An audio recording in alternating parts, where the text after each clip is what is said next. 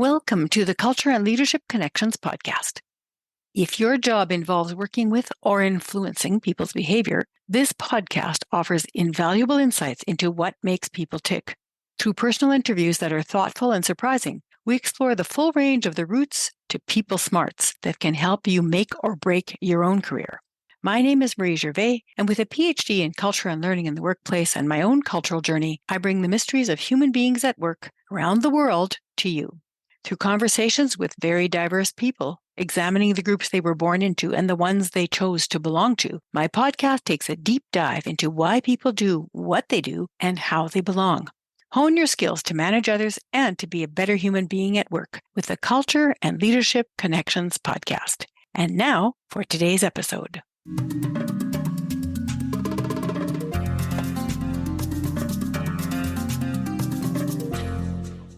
Hello, Culture and Leadership Connections podcast listeners. Today, I would like to present to you Liz Jaluague, who is a Toronto-based cybersecurity engineer and Army reservist. She earned a BSc in Biochemistry and a postgraduate certificate in computer security and digital forensics, and has been a nonprofit leader in 7 different organizations since the age of 19. She is a firm believer in the power of mentorship based on her own experiences and is currently working with a nonprofit cybersecurity organization as a volunteer. Liz consistently commits her time to guiding others along their professional paths. Her travels have taken her to over 15 countries and multiple places in North America, and she has recently reignited her passion for figure skating. Welcome, Liz. Thanks for having me, Marie. I'm so glad you could join me today, and I have so many questions to ask you. But the first one is to maybe introduce the audience to you a little bit as a person. Tell us, where were you born? Did you have siblings? A little bit about your past and how you ended up getting into cybersecurity. Sure. Well, it's a long story. I was born in Toronto and currently based here, but I honestly never thought I'd be back. So as you mentioned, I studied biochem and I went to Queen's University, and I was convinced that I was going to go as far as possible just because the world is so big. I moved to Vancouver to start grad school. Didn't really like it, but enjoyed the city. So I stayed there for 4 years. And then another job took me to Calgary for about a year. I traveled to Asia and came back to Toronto just before COVID in 2019. And currently I work as a cybersecurity engineer, and I'm a signals officer as well in the Army. Mm-hmm. You must have parents, and did you have siblings? A little bit about your childhood. Right, yes. So I was born to Filipino parents. They came here in the 70s. I'm an only child, and it really gave me a chance to really figure out what I liked and what I didn't like. Most people would say that only children, I guess, have the stereotype of being spoiled, but I don't really think that was the case for me. Perhaps in the sense that my interests were really cultivated. So on one hand, it was really hard for me to get money for like candy or clothes or games or anything like that. But if I was interested in like learning how to swim or learning how to play an instrument, budget was essentially unlimited. And I'm really thankful for that. So anything educational and that would help you develop your skills and talents was okay, but things that didn't seem to go in that direction, not so good for spending from your family, right? Exactly. Yeah. And I didn't appreciate it at the time, but I think I've gone a little bit overboard. I'm the same way in my own life now. Yeah, we tend to mirror the things that we saw in our families. So what were some of those skills and interests that you had that your parents were interested in supporting you for? One of the first things that my parents enrolled me in was swimming and skating lessons. And swimming lessons was because it was a life skill. They said that it's important for you to learn like how to navigate in water if you ever find yourself in a dangerous situation. And then with figure skating, it's so that I could be assimilated into the Canadian culture. And I find that interesting now because I feel that half my friends don't know how to skate. It's interesting what people think is going to help you get assimilated into the culture at the time. It can be surprisingly funny later on, isn't it? Yes, exactly. And I really, really got into it. I didn't really see it as becoming Canadian, but it's just something that I really enjoyed. It felt like I was floating. It's a really great way to just focus on one thing without thinking about anything else in your life. And I flew through the levels within a couple years. But when it came to getting private lessons or competing, I just learned recently, actually, my mom said that we didn't have enough money, but really she was just afraid that I wasn't going to concentrate on my studies. I see. So it was just a backdoor way of keeping you focused on your studies. Exactly. Yeah. Well, I mean, initially when you're just stumbling along, it doesn't feel like it. But once you get a little bit of forward movement, it does feel like you're flying and that you're one with the air. And it's just a wonderful feeling, isn't it? It is. And, I don't fully understand the physics, even though people try to explain it to me, but it works. And so right now I'm trying to learn the axle. And I've watched the Olympics many times, and they make it look so effortless. They do like their quads, not just a single axle, but like double, triple. But I can tell you from my experience, it takes years to be able to just do a single axle. Well, I think they look very hard. For me, figure skating was not in the cards, but going forward and backward and going in circles was about all I could handle. And I was in complete awe of the figure skaters who could do all the fancy tricks. And I thought, wow, that is so hard. Even stopping can be hard when you're skating, let alone doing an axle. I still remember falling a bunch of times, and just one day I was able to just stand on my own. It almost feels like walking. It's second nature. But the kids who are in my club now, I'm amazed. If I had kept up, I would be right there along with them. Yeah, but it's something you can still do right to the end of your life. Yes, exactly. Yeah, and there are people of all ages there. So it's really nice to see like people aging gracefully as well. That's true. That's true. I was wondering a little bit about your childhood. So I often ask people what's a moment from their childhood that stands out for them in their memory. It could be positive or negative, but it's something that you feel was formative for you and might have informed your sense of leadership and your personality and your culture. Yes. So as I mentioned, I was born in Toronto, but I grew up in a Filipino household. So I actually learned Tagalog first, and I learned English in school. And I found myself kind of in between both cultures. So in the Filipino language, we have this equivalent of sir. It's po. So you essentially add that suffix when you're speaking to somebody who's older than you as a sign of respect. But because I knew how to speak both languages, English didn't have that. And essentially, I remember thinking just, why can't I be shown respect as a younger person? And I started not using that suffix speaking to my parents. And it caused quite a bit of drama for a couple years. And I kept at it, and I said, no, like, I just don't think this makes any sense. And I'm just going to say the words because it doesn't really add any meaning to the sentence. That's interesting. It's from a young age, you were wondering about why things happened and not determined not necessarily to do it just because everybody else was doing it or because it was expected of you. Mm-hmm. And I think I've kept that sort of sense of questioning throughout my whole life. But coming back to this, my parents and I fought about this for many years, especially with my father.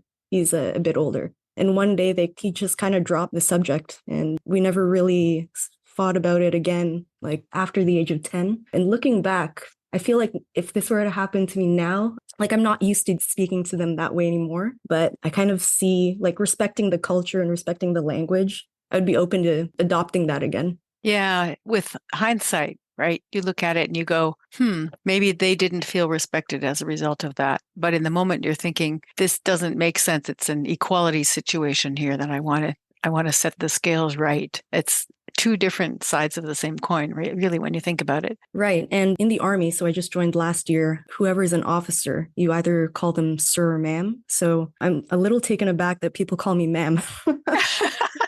I feel like I've gone full circle. It does seem like you've gone full circle. What about in your teen years or your young adult years? Is there a moment that stands out for you?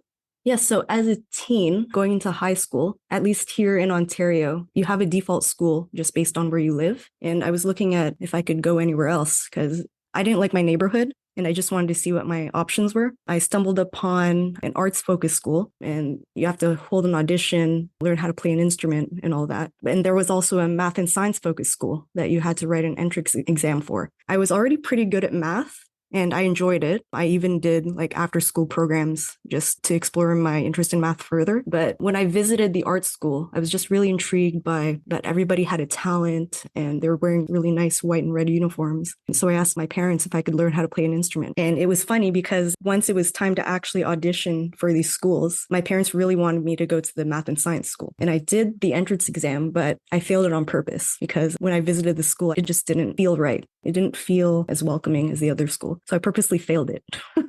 And I think they know that I did, but it kind of forced their hand to let me go to that art school. And I really enjoyed my time there. I still keep in touch with friends I feel that bullying was not as much of a problem just because we all had to practice whatever our arts concentration was, whether it was drama or dance or music. So I'm really glad that I made that decision.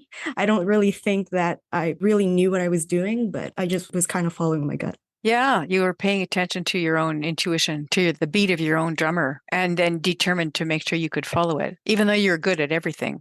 What was the instrument you learned, by the way? I learned how to play the flute. The flute. And you did that well enough that you could audition in a year or Well, less. so maybe backtrack. I was thinking about high school when I was like 9 or 10. The Filipino culture, I guess it depends on the family, but at least in my family, I was very focused on academics. And my parents knew that like learning music was something that smart people did essentially. So it's something that they agreed to. I see. So you started thinking about that before you were there and preparing yourself for it. Yes, at the time, all the way until high school, I was essentially at the top of my class. I didn't really have trouble learning new things. I was also in gifted school in fourth grade. I just really enjoyed learning, and failure wasn't really something that I really understood until after.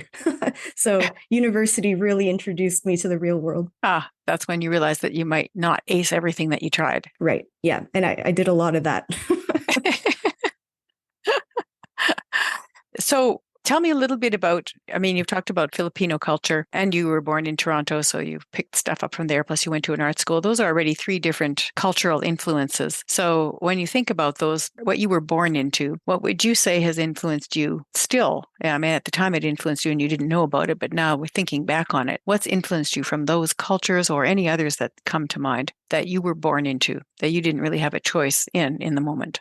Right. Well, going back to like what my parents valued about learning new skills, I really took that for granted because at any one time I was enrolled in like swimming lessons, skating lessons, like math class, and I was always go, go, go. And there were times when I just wanted to stop. I want to relax Mm-hmm. and be a kid. But I think it's something that I've now taken into my adult life. Like I took up figure skating again during the pandemic. In the last 2 summers, been learning how to sail. And I've just found that it's really nice to remember what it's like to be a beginner, especially like when I restarted in my career as a cybersecurity professional. You're always learning. You're never going to know everything. And just understanding that as long as you're learning something one step at a time, you'll get better. I feel like it's really helped with my confidence. You're talking about this desire to learn and also the culture of learning and valuing learning. Is that what you're talking about? Yes, exactly. Because especially as a kid, as somebody who was always doing well, I just didn't understand. Like, if somebody teaches you something, how do you not retain that information or be able to apply that right away? Mm-hmm. But when you're constantly learning different skills, you kind of remember that everybody is at a different level. And it's a humbling experience. Mm-hmm. Yeah, that humility often comes later for people that are good at everything in the beginning. Exactly. Yes. Yeah. So that was one thing that stood out and stayed with you culturally. Is there anything else you can think of that might have stuck with you? There are other influences too. There's the influence of language, there's the influence of region, geography, there's religious influence, there's social class, there's also, generation. Like people are born into different generations and that generation influences them as well. So what else might have influenced you that you were born into that? Well, my parents had me later in life. Most of my cousins are at least 10 years older than me. So I had the benefit of watching them grow up and kind of reflecting on, is this something that I want to do later on, or would I do things differently? I felt like I was missing out because most of my friends, they had younger parents or they had cousins their age. So I felt like I was missing out on that social aspect. But looking back as an only child, I had my friends from school or my extracurricular activities. So it was nice to have that in my family where I could look up to people who are older. That's true. That's true. So you gained a kind of an understanding of people who are older and people who are same age or younger than you. Mm-hmm. So then let's go into the next part of your life. So you then chose things. I mean, you chose to go to the art school for sure. But what else, as you got older, did you choose that has had a cultural aspect in the sense that it's a group, you belong to it and you associate with and feel like you identify with that group? So as an adult, what cultural influences have you adopted into your life? For example, your profession is a culture as well. So, right? So cybersecurity Yes. is a culture. Going to university is a culture. Being in the army is a culture. And if you've gone to other countries and stayed there long enough that you started to adopt some of the ways people did things, that's also a culture. When I got out of university and essentially didn't know what to do with my life because I really thought for many years that I was just going to be a research scientist. I really loved science in high school, did well, got the degree. And then when I went to grad school, I realized it wasn't what I wanted to do for the rest of my life. So essentially, I started volunteering in different organizations, and that's how I got my start in leadership. I just wanted to be a fly on the wall and see how other people were essentially in the working world. And no matter what field I was in, so first I started in a science nonprofit, then a political nonprofit, a few of them actually. And now I'm in cybersecurity nonprofit. I feel like the thread that connects all of them is just people who had a sense of purpose. And I feel like in every job that I've had, I always had to connect with the vision or the mission of the company or the organization. Otherwise, it just felt like, what was the point? Mm-hmm. So volunteering really was where you honed your sense of leadership and purpose. Right.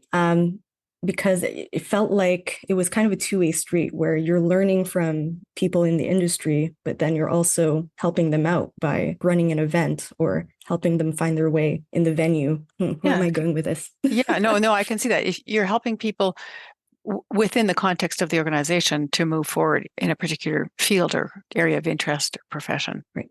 Yeah. So I was going to ask you a little bit about that. Can you think of a specific incident that stands out in your mind where you thought, well, this is it. I mean, I feel like this is fueling my sense of purpose or helping me to think about being altruistic, or whatever it was that was motivating you at that time. Yes. Let's see. I remember I was at a conference in Vegas and I was still pretty young. Couldn't even drink yet. I was 20 and I was on the North American board of this organization. And I recognized one of the sponsors and there was a big crowd around him. He was just talking, everyone was listening. And then I just came up to him and I guess I just wanted to say thank you because I made a lot of friends working in that organization. I felt like I learned a lot about leadership and I just wanted to thank him for sponsoring the event. And he ended up being a mentor of mine for many years, just from that one thank you. And looking back, a few of the organizations I've been part of was just from saying thank you or I'm trying to give a hand. So I guess little things can lead to big things is what I've learned over the years. Mm-hmm. I really love this saying thank you and that you're not doing it for any reason, but it leads to mentorship opportunities that you might not have had otherwise. Because people saw your character and they felt attracted to it and they thought, I would like to help this young woman. And I'm really thankful for it because I really didn't know what I was doing because I was just told, do well in school, you'll get a good job, and then you'll make money. It's not true. Yeah, no, it doesn't work that way. But just your ability to be appreciative is pretty impressive. A young person who's so appreciative and willing to walk up to someone who is a big name and rather than being worried about what they're going to think of you, just wanted to make sure they feel appreciated.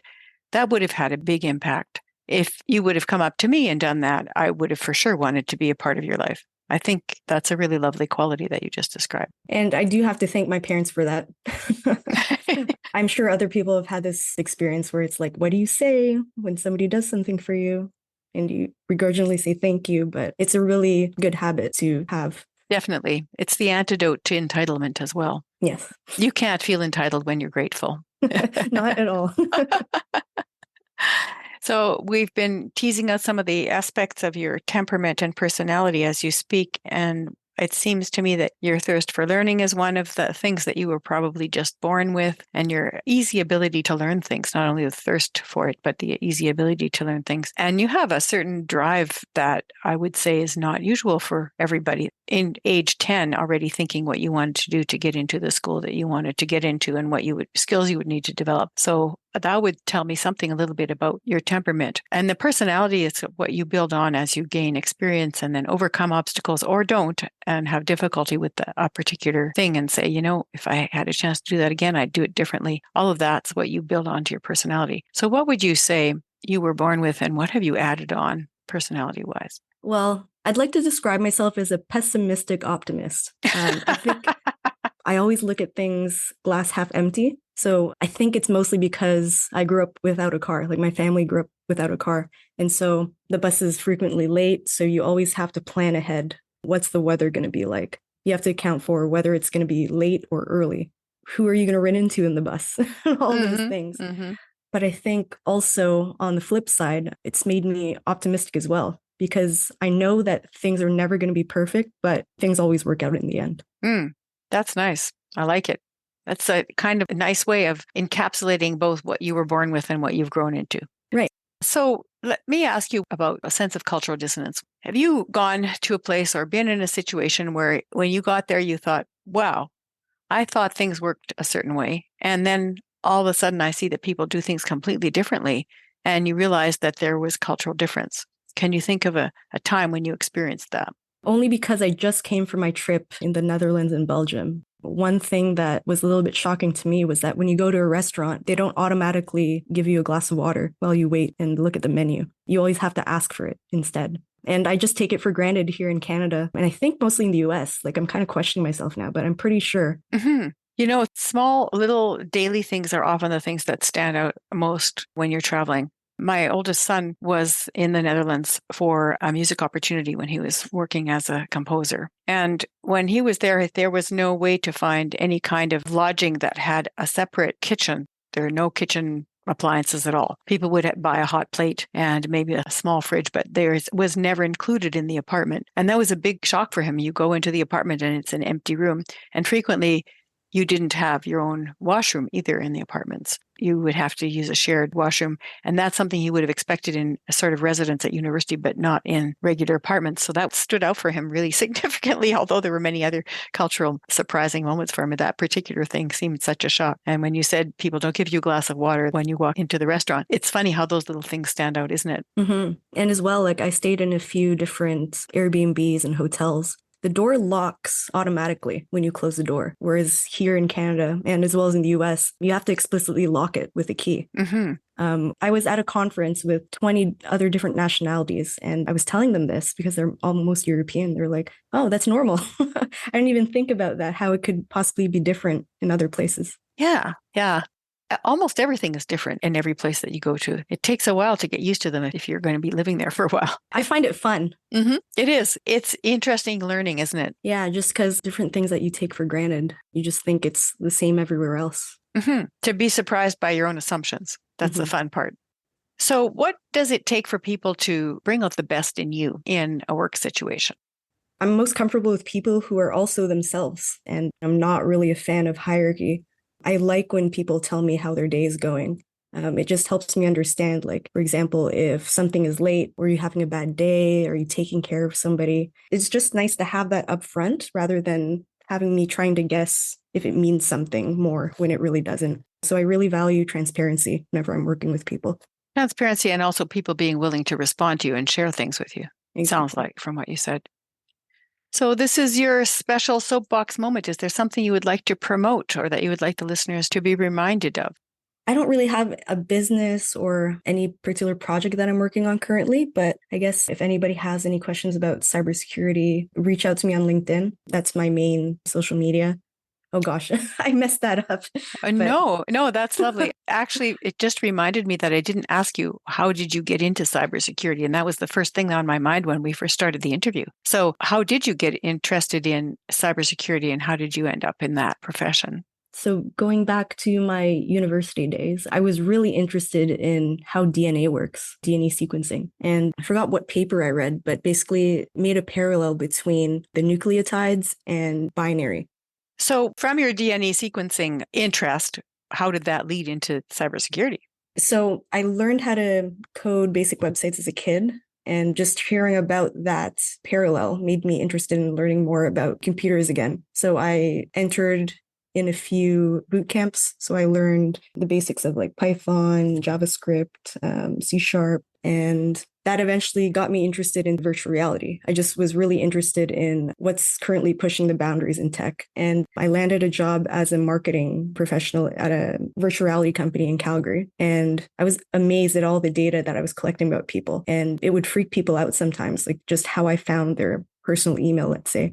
And I was kind of a moral dilemma. It's like, I want to do my job really well, but I also don't want to freak people out and invade their privacy. And eventually stumbled upon the cybersecurity field. I went back to school. I went to Ryerson to earn a postgrad certificate and just went from there. I was really interested in how people exchange data, the importance of keeping it private, how to do that. And it just led into a whole new career. Well, I think it speaks to your desire to do things in a way that's moral and ethical and that has purpose, something you'd be proud of. Thanks. I never really thought of it that way, but thank you for putting it that way. Because in virtual reality, you can pretty much go anywhere you like, and it may or may not be helpful to people. It can lead them to all sorts of addictions and harmful behaviors. In order to make more money, they prey on people's vices, but it isn't always the ethical thing to do. But what we have a big problem with is cybersecurity. And that's where people that care about making the world a better place, I would think, would want to be. Exactly. And even when the internet was booming, I remember still having dial-up internet and going to random chat rooms. You never really knew who you were talking to. And sometimes I would even pretend that I was older than I was, because usually you could be 13 and over before you could enter certain chat rooms. So I said, what's stopping me from just saying I'm 13, even though I'm not? Yeah, nothing but your own conscience over time. And that only happens when you've made a few jumps into that direction and say, you know what, I don't think I want to go any further down that particular rabbit hole. Exactly. Yeah, it's been really interesting to speak with you, Liz. And I so appreciate you spending this time on the Culture and Leadership Connections podcast. Thank you. Thanks for having me, Marie. Have a wonderful rest of your day. You too. Thank you.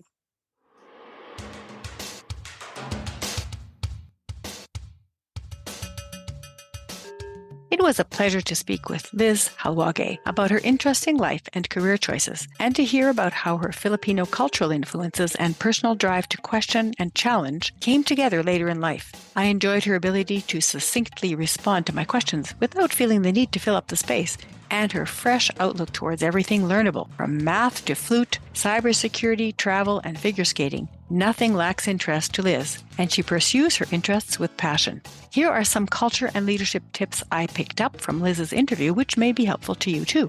Number 1, drive and determination combined with insight will help you forge your own path forward, no matter how young you are. Number 2, it is possible to come full circle from a belief in equal access to respect to a desire to respect traditional values without compromising who you are. And number 3, sincere appreciation can be an unexpected route to mentorship and career opportunities. Remember to subscribe, share, and review the podcast, which brings new listeners and guests to the conversation. Thank you for listening, and may Culture and Leadership Connections continue to guide and inspire your day. Newsflash! Listeners can now interact with Culture and Leadership Connections podcast by leaving a voice or text message on Fan List. It is a fun and quick way to let me know what you liked, ask a question, or leave a suggestion. I will feature some of the voice messages on upcoming episodes. You might be surprised to hear your own voice, but only if you leave a message, of course. So to leave your personal message or your question, go to shiftworkplace.com/podcast and click on the Fan List link to leave it. I can hardly wait to hear what you have to say.